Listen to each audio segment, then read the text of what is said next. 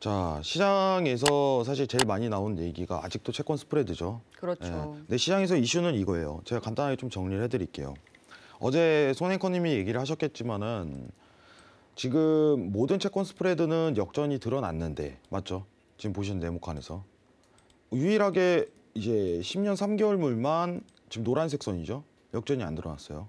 시장이 놀리는 이래요. 월가 일각이라든가 파월이 내놓는 주장은 야, 우리가 10년, 2년 채권 스프레드보다 10년, 5년 채권 스프레드보다 오히려 중요한 거는 10년 3개월물이야. 근데 이거는 안 됐어. 그러면 시장은 위협적이지 않아. 이거잖아요, 지금. 맞나요? 앵커님? 네, 그렇죠. 예. 이게 지금 시장의 주장입니다. 일부에서. 자, 그러면은 우리는 지금 10년, 5년, 3개월물에 대한 어떤 채권에 대한 이해도가 굉장히 중요한 거라고 생각을 하는 시기입니다. 자, 과연 10년 3개월물에 대한 채권 스프레드는 어떤 요소로 움직일 것인가? 이 부분을 알아야지 지금 이 뷰를 판단을 할 수 있겠죠, 여러분들. 자, 장단기 금리 역전이 드러났습니다, 여러분들. 근데 상세하게 파보면은 채권에 대한 기간별 스프레드는 다 다른 거예요. 그러면 이 연물별로 시장에 대한 영향을 한번 판단해 보도록 하죠. 이게 중요한 겁니다. 자, 지금 제일 문제는 뭐예요? 결국은 3개월물 채권 스프레드는 안 움직이고 있다는 거예요. 채권 금리는. 자, 모든 장기 금리는 지금 상승률 자체가 팍팍팍 올라가고 있는데 3개월물은 단기 국채 금리는 안 올라가고 있어요. 여기서 해답을 찾으려고 월가에서는 계속 꺼내는 거예요, 상황이.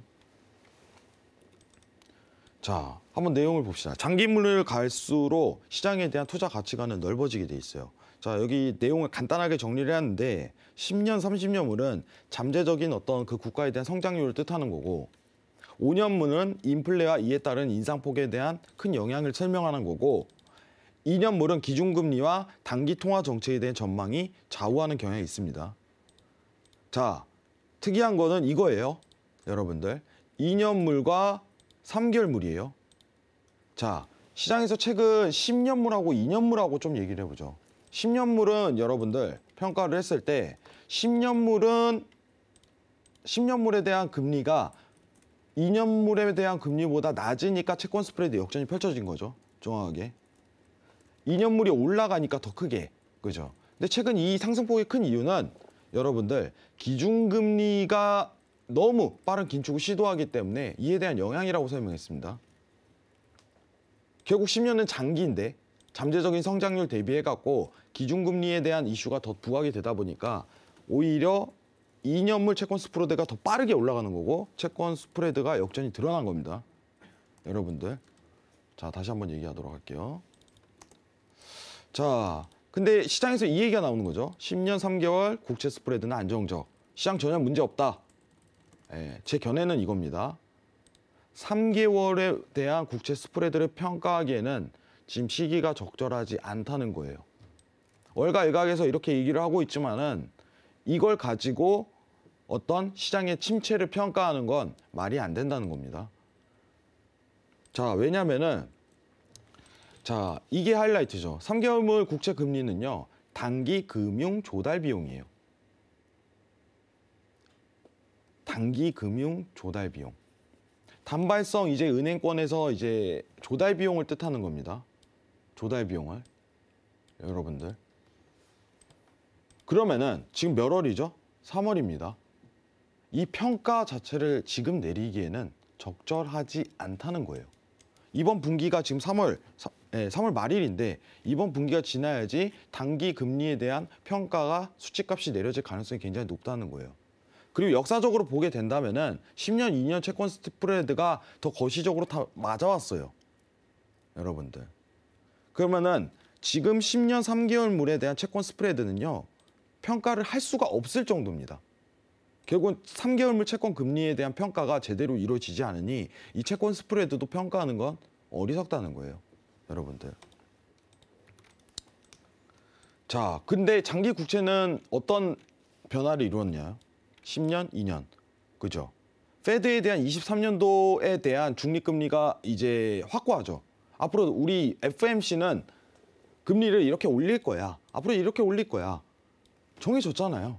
여러분들. 내년도까지 어떻게 하나요? 9차례 인상한다고 확고하게 얘기하잖아요. 올해 남은 페드에 대한 전략은요. 25 베이시스 포인트를 항상 올리고 50 베이시스 포인트를 2차례 올리겠다고 예고했어요. 이미 다. 누구나 알고 있는 사실입니다. 그러면은 장기 국채에 대한 금리는 확실하게 자리를 잡은 거죠. 근데 단기는 안 잡았다는 거예요. 3개월은. 장기는 이미 페드에 의해서 상승을 하고 있는 게 자리를 잡는 과정인데 정확한 거죠. 왜냐면 정확한 지시를 내렸으니까. 근데 단기는 그 평가가 이루어지지 않는 시기라는 거예요. 그럼 3개월물을 가지고 채권 스프레드를 평가할 수 있을까라는 의문점이 있는 거죠. 여러분들. 자, 그럼 내용을 정리하도록 하겠습니다. 예, 간단합니다. 여러분들. 지금 10년 3개월, 이제 10년하고 3개월 채권 스프레드는요. 지금 평가할 수 없는 수준이에요. 이거를 신뢰하지 마세요. 여러분들. 그러면은 회왕님, 그럼 결국에는 경기 침체가 온다는 건가요? 네, 올 가능성이 높습니다. 이거예요. 근데 지금 어떻게 시장에 대한 역사적으로 보게 된다면은 2018년도간 2008년도죠. 리먼 사태, 버블 사태 이 상황을 보게 된다면은 이 채권이 이제 역전 현상이 드러날 때는 항상 상승 시기랑 맞물렸다는 거예요. 그래서 제가 신경 쓰지 말라는 겁니다. 어제 얘기 드린 걸 똑같이 반복할게요. 아래 공포를 너무 빠르게 대처하지 마세요.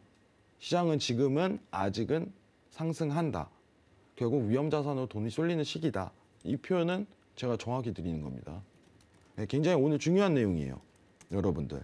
3개월물에 대한 채권이 왜 움직이는가에 대해서 여러분들 스스로 한번 생각하시면 좋은 시간이 될 것 같습니다.